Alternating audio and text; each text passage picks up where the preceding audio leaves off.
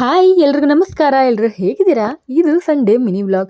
Sunday ಅಂದಮೇಲೆ special ಇರಲೇಬೇಕಲ್ಲ. So ನಾನಿಲ್ಲಿ ಬೆಳಗ್ಗೆನೇ ತಿಂಡಿಗೆ ಬಿರಿಯಾನಿ ಮತ್ತು ಚಿಕನ್ ಫ್ರೈನ ಮಾಡ್ಕೊಂಡಿದ್ದೆ. ಟೇಸ್ಟ್ ಸಖತ್ತಾಗಿತ್ತು. ಸೊ ರೆಸಿಪಿ ಬೇಕು ಅಂದರೆ ಕಮೆಂಟ್ ಮಾಡಿ. ತಿಂಡಿ ಎಲ್ಲ ತಿನ್ಕೊಂಡಾದ್ಮೇಲೆ ನಮ್ಮನೇಲಿ ಗಾಡಿ ತೊಳೆಯೋ ಕಾರ್ಯಕ್ರಮ ನಡೀತಾ ಇದೆ.